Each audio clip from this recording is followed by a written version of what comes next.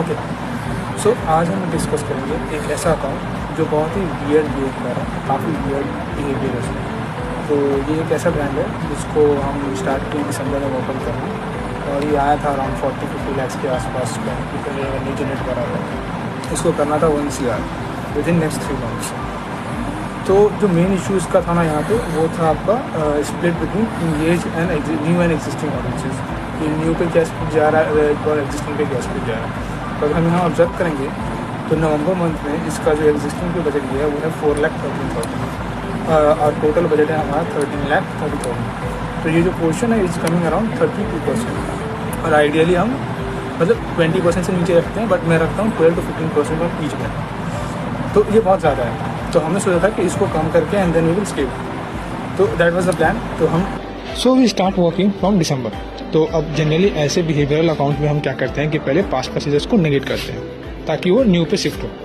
तो अभी इस पे जब हमने नेगेट किया तो इम्पैक्ट अपोजिट हो गया, और क्या हो गया कि इसका जो एग्जिस्टिंग कस्टमर का अमाउंट स्पेंड था वो रिड्यूस होना चाहिए था, बट यहाँ पे इंक्रीज हो गया, जो कि लास्ट मंथ में अगर आप देखोगे तो वो 30% का रहा करता, और दिस मंथ हो गया 50%।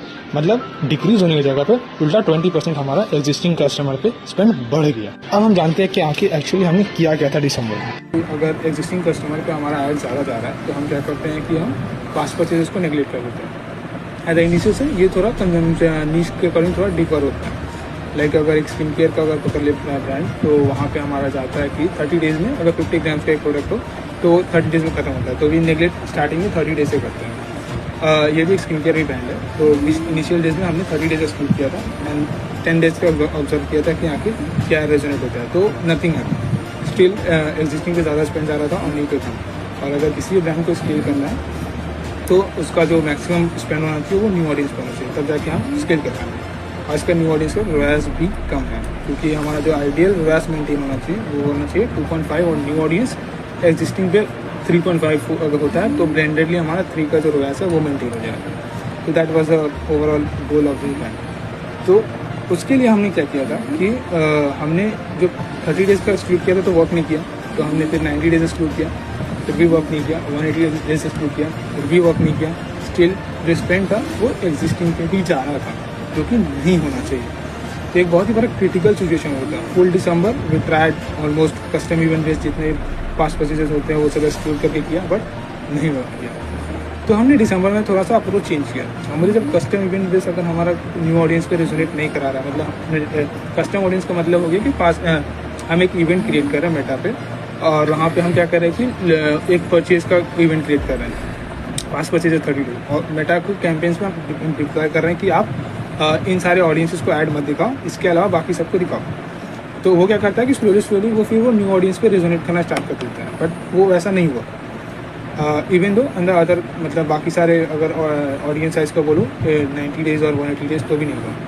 तो जैन में हमने सोचा कि नहीं, थोड़ा सा अप्रोच चेंज करते हैं और कस्टम इवेंट परचेज का बनाते हैं। मतलब कि शॉपिफाई से हमने कस्टमर लिस्ट डाउनलोड किया, पास्ट 180 डेज़ का कस्टमर लिस्ट डाउनलोड किया, और हमने उसको मेटा पे और एडवर्टाइजिंग सेटिंग्स पे भी जाके अपलोड कर दिया, और कैंपेन्स के थ्रू भी हमने उसको बोला कि नहीं, इन सबको मत दिखाओ और बाकी सबको ऐड दिखाओ। फिर भी अगर हम जनवरी में भी जाएँ तो वो स्प्लिट रुका नहीं, स्टिल हमारा more than 50% of the budget is going on existing customer. और ये इशू बहुत बड़ा इशू था, मतलब ये जब तक सॉल्व नहीं होता we can not scale the budget. Still Jan and December दोनों मंथ्स में we tried couple of things more, but didn't work. हमने प्रीवियस कुछ कैंपेन्स भी लॉन्च किए जो पहले बहुत न्यू ऑडियंस पे रेजोनेट कर रहा था, बट अभी नहीं कर रहा था। वो भी लॉन्च करके कोई फ़ायदा नहीं हुआ, क्योंकि वो भी एग्जिस्टिंग पे ही स्पेंड करना स्टार्ट कर रहा था। तो अब हमने क्या सोचा कि नॉट लाइक दिस, ये अप्रोच जो हम ले रहे हैं वो सही नहीं है, तो we have change the approach.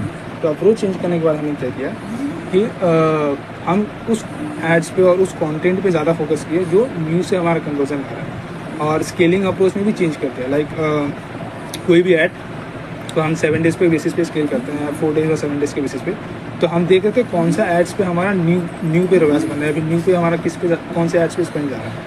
हमने उस एड्स को स्केल करना स्टार्ट किया, और बाकी जो भी कैंपेन्स और जितने भी एड सेट्स है जो ऑटोमेटिक एग्जिस्टिंग पे शिफ्ट हो गए थे due to the algorithm changes, उन सबको किल करना स्टार्ट कर दिया। And that has help in the Feb.